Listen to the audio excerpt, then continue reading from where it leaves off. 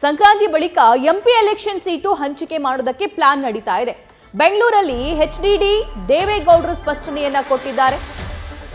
ಎಲೆಕ್ಷನ್ಗೆ ಸ್ಪರ್ಧೆ ಮಾಡುವಂತೆ ಹಿತೈಷಿಗಳು ನನ್ನನ್ನ ಹೇಳ್ತಾ ಇದ್ದಾರೆ, ಆದ್ರೆ ನಾನು ನಿರ್ಧಾರ ಮಾಡಬೇಕಲ್ವಾ ಅಂತ ಹೇಳಿ ಕುಮಾರಸ್ವಾಮಿ ಅವರು ಹೇಳಿದ್ದಾರೆ.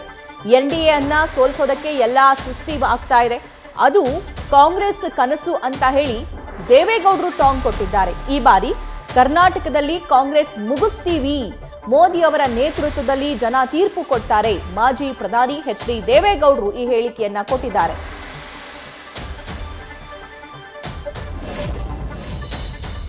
ಶ್ರೀರಾಮ ಇಲ್ಲಿ ಇವರು ಸಿದ್ದರಾಮ, ಈ ಸಿದ್ದರಾಮನ ಏಕವಚನ ಅಲ್ಲ, ಅವರ ಹೆಸರಿನಲ್ಲಿ ಇವತ್ತು ಈ ರಾಜ್ಯದಲ್ಲಿ ಈ ಎನ್.ಡಿ.ಎನ ಸೋಲಿಸಿ ನಾವು 20 ಸೀಟನ್ನು ಗೆಲ್ತೀವಿ ಅನ್ನುವ ಒಂದು ಹಿನ್ನೆಲೆಯಲ್ಲಿ ಇವೆಲ್ಲವನ್ನೂ ಅವರು ಸೃಷ್ಟಿ ಮಾಡ್ತಾ ಇದ್ದಾರೆ. ಅದು ಕನಸು ಅಷ್ಟೇ. ಈ ರಾಜ್ಯದಲ್ಲಿ ಅದು ಸಾಧ್ಯ ಆಗಲ್ಲ. ಈ ಸಾರಿ ಮೋದಿಯವರ ನೇತೃತ್ವದಲ್ಲಿ ಈ ರಾಜ್ಯದಲ್ಲಿ ಬಹುಶಃ ಅಂತ ಹೇಳಿದ್ರೆ ನಿಮ್ಮೆಲ್ಲರ ನಿರೀಕ್ಷೆಗಿಂತ ಮೀರಿ ಇವತ್ತು ಜನ ತೀರ್ಪನ್ನು ಕೊಡ್ತಾರೆ ಅಂತ ಹೇಳಿ ಅಷ್ಟು ಮಾತ್ರ ಹೇಳ್ತೇನೆ. ಅಷ್ಟು ಗೆಲ್ತೀವಿ ಹೇಳಿದ್ರಲ್ಲ, ಮೊದಲೇ ಹೇಳಿದ್ರಲ್ಲ, ಫಸ್ಟಿಗೆ ಹೇಳಿದ್ರಲ್ಲ, ದೊಡ್ಡ ಫಸ್ಟೇ ಕ್ಲಿಯರ್ ಆಗುತ್ತೆ. ನಾವು ಎಷ್ಟು ಸೀಟ್ ನಾವು ನಿಲ್ತೀವಿ, ಸೀಟಿನ ಪ್ರಶ್ನೆ. ವಿ ವಾಂಟ್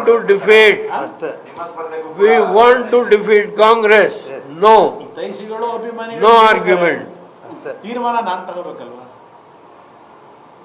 ಸೀಟ್ ಆಮೇಲೆ we want to defeat Congress. ನಮ್ಗೇನು ಅವಮಾನ ಮಾಡಿದ್ದಾರೆ.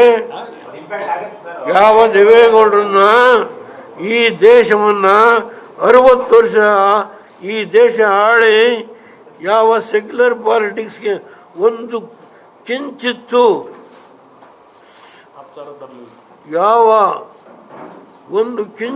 ಕೂಡ ನಾನು ಸಡಿಲ ಮಾಡದೆ ಈ ದೇಶ ಆಳಿದೆ ಅಂತ ದೇವೇಗೌಡನ್ನ ನೀವು